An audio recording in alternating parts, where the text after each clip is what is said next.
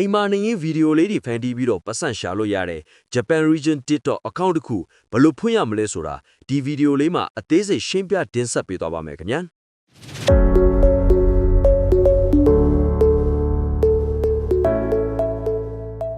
အကောင့်ဖွင့်ဖို့အတွက် Japan Region ချိတ်ဆက်လို့ရတဲ့ VPN တစ်ခု Outlook app နဲ့ TikTok account ဖွင့်ဖို့အတွက်တခါမှအသုံးမပြုရသေးတဲ့ Gmail account တစ်ခုလိုအပ်ပါတယ်ပထမဦးဆုံး VPN နဲ့တော့ဝင်လိုက်ပါ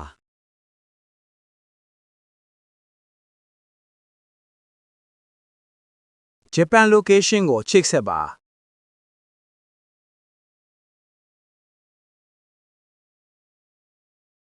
VPN ချိတ်ဆက်ပြီးလျင် Outlook app ထဲသို့ဝင်ပါ ညပြထားတဲ့ Create New Account ကိုနှိပ်ပါ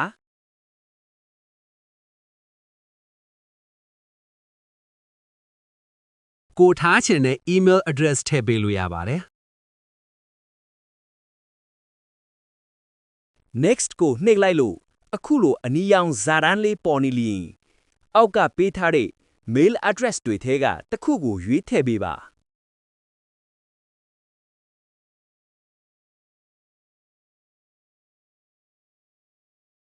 password ထားသည့်အခါအင်္ဂလိပ်အခရာအကြီးအသေး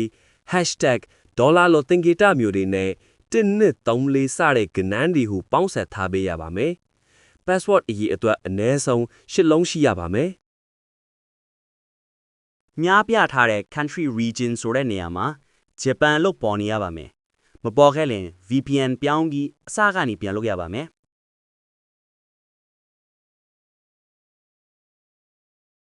ကိုယ့်ရဲ့မွေးနေ့ကိုဖြည့်ပြီး Next ကိုနှိပ်ပါ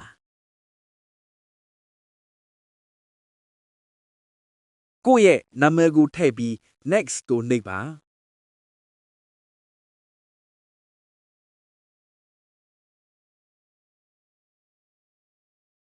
ခဏဆောင်ပြီး Press and Hold ဆိုတဲ့အဖြူရောင်ခလုတ်လေးပေါ်လာရင်ခလုတ်ကိုဖြီထားပေးပါခလုတ်လေးအပြာရောင်အပြည့်ပြောင်းသွားလျင်ခလုတ်ကိုလွှတ်လိုက်လို့ရပါပြီ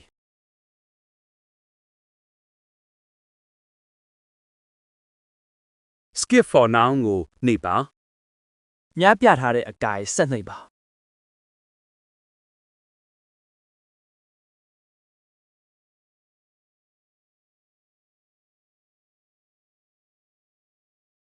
ဗီဒီယိုအပြည့်အစုံကို channel ထဲမှာဝင်ကြည့်ပေးပါခင်ဗျာ